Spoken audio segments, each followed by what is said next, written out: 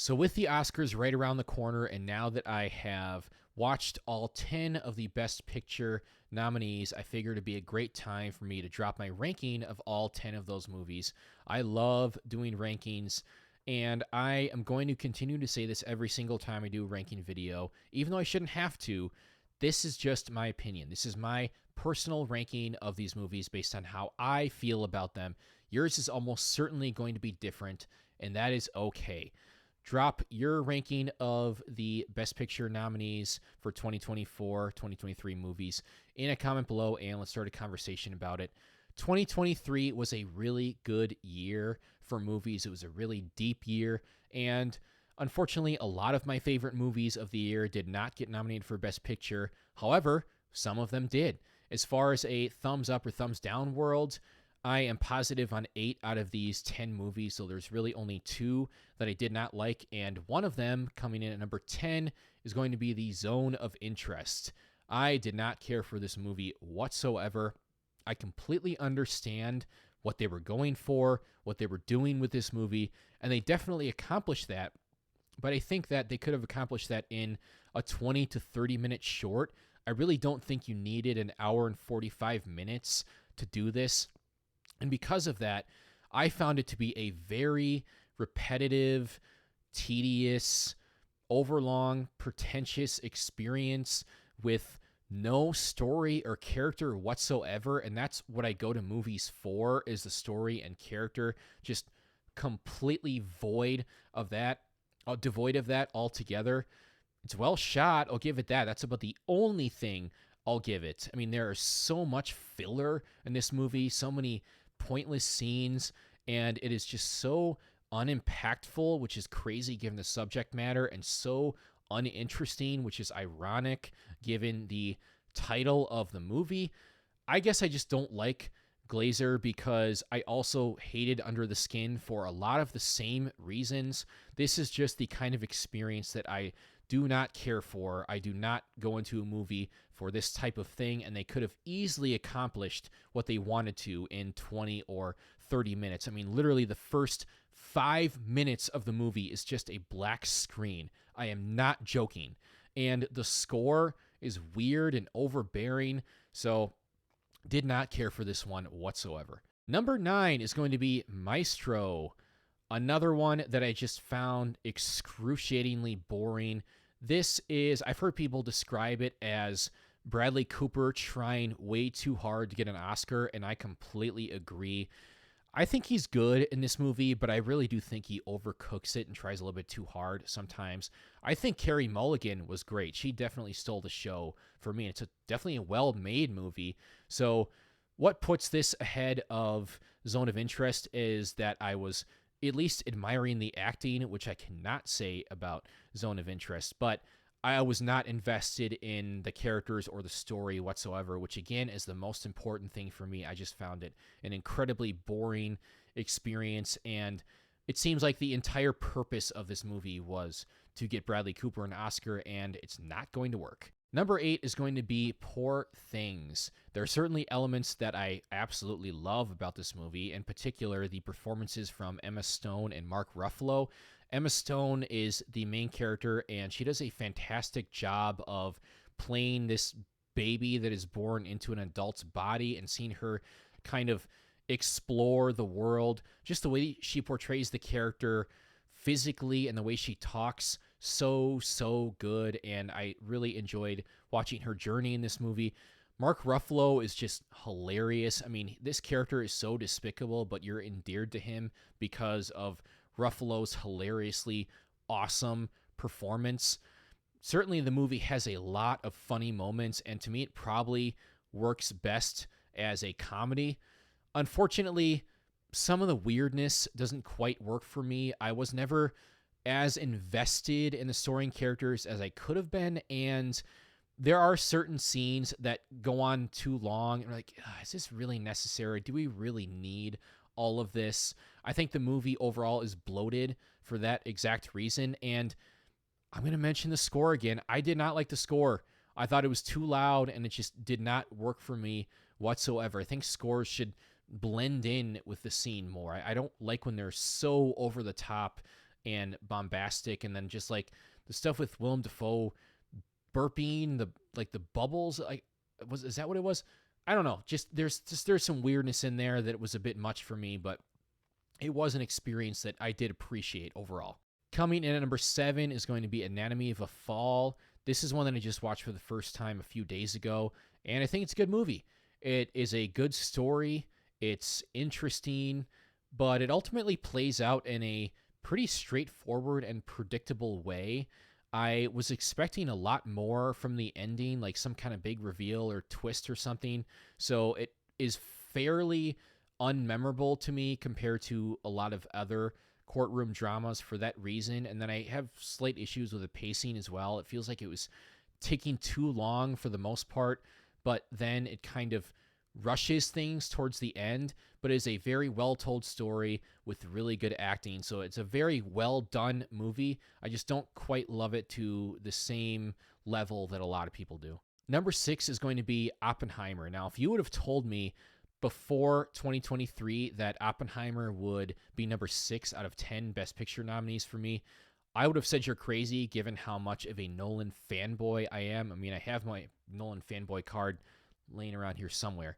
But anyway, this is just not really what I look for in a movie, and a Nolan movie in particular. It's towards the bottom of my Nolan ranking. I do think it is really good, really well done. It tells a really good story. There's some really good themes in there, and I think the acting is phenomenal, not just from Cillian Murphy, but literally every single actor in the movie, even the ones that just appear in like one scene. There's so many people in this movie, and a lot of them were surprises. Downey's fantastic, of course, as well, but even the ones that were just in one scene that just had a cameo were incredible. So everyone does a fantastic job. It's very well made, very well directed. The score is really good. It is just a movie that is not entirely my cup of tea. I did feel a little bit at arm's length from the characters, and I think it's a little bit too long. I'm going to say it. I really do. It did not flow very well for me. I don't know if it had to be 3 hours long, and I don't really see myself rewatching it very often, which is not common for me for Nolan. For Nolan, most of his movies, I'm willing to sit down and watch at any point in time. Dark Knight trilogy, Inception, Interstellar, Memento, Prestige, any of those I can just sit down and watch at any given time. And this is definitely not the case with Oppenheimer. I've only seen it once. Don't really care for the Florence Pugh storyline either, how they handled it. I think they probably could have just cut that out. So very well done, well acted movie. I completely appreciate it, but it's not one that I will really see myself going back to. Coming in at number 5 is going to be The Holdovers. Now, I don't have this quite as high as most people do, but that's nothing against the movie, really. I think it's really good.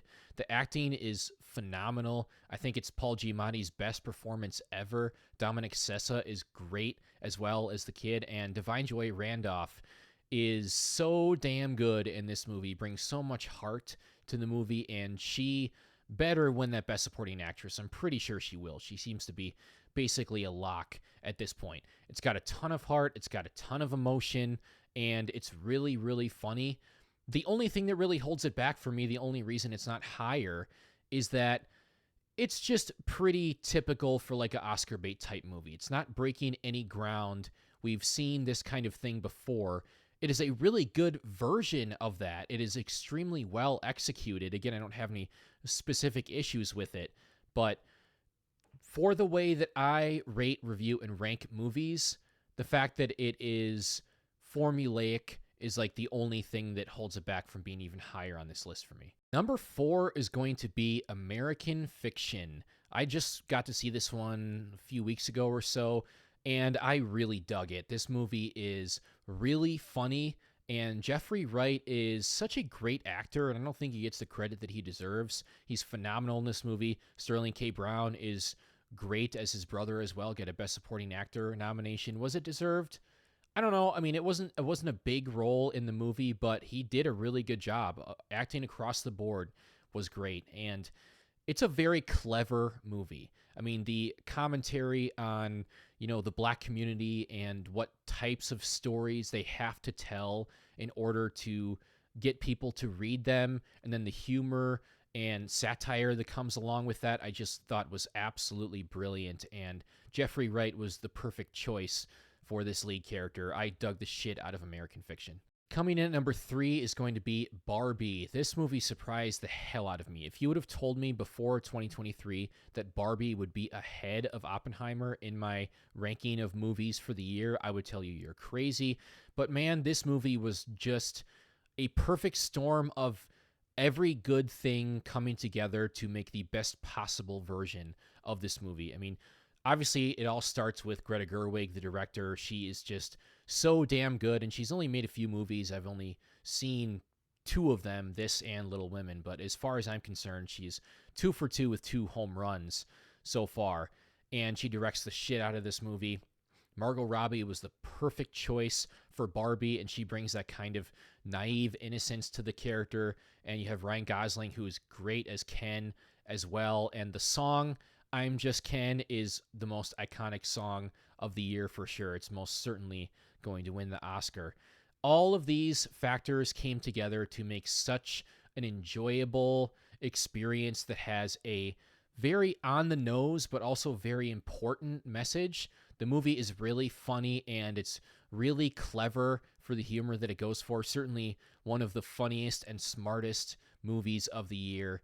And I've only seen it once. I'm way overdue for a rewatch, and I'm much more inclined to rewatch this than I am to rewatch Oppenheimer, and that says a lot. Coming in at number 2 is going to be Killers of the Flower Moon.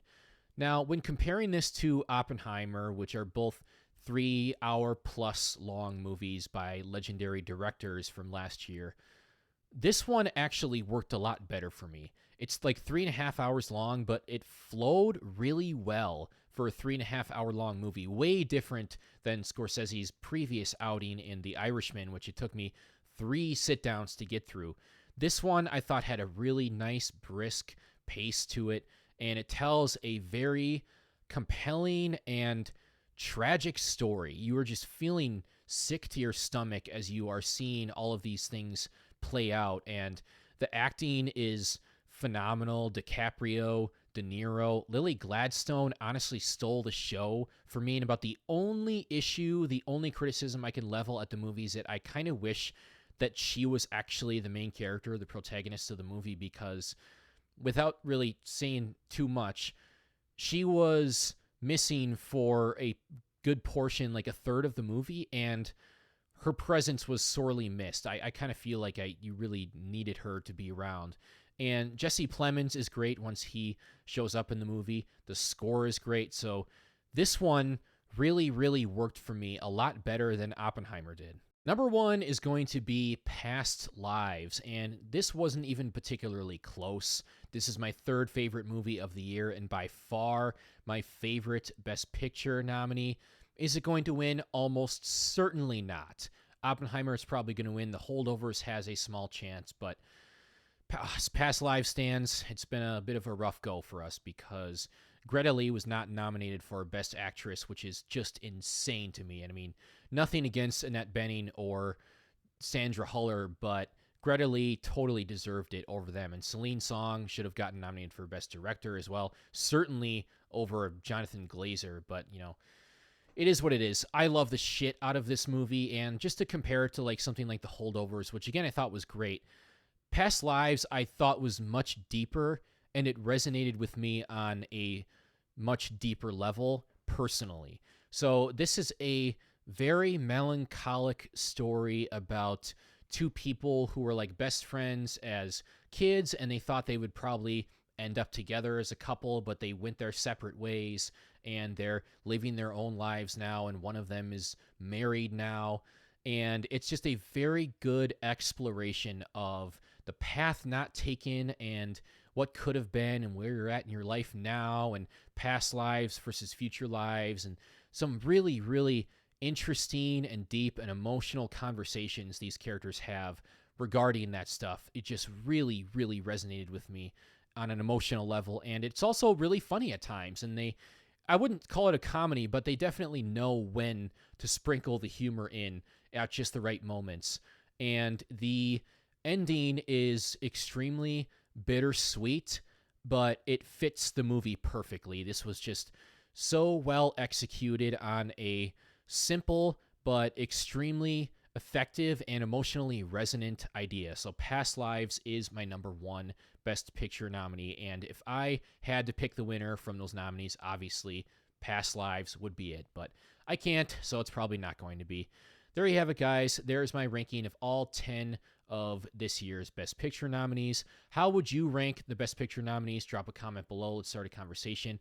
If you enjoyed this video, hit the like button. Likes are super important for helping me grow my channel, push my videos out to more people. If you want to see more of this kind of stuff, subscribe, hit the notification bell to get notified when I post a video. Stay tuned. I got some more stuff coming. I will see you soon.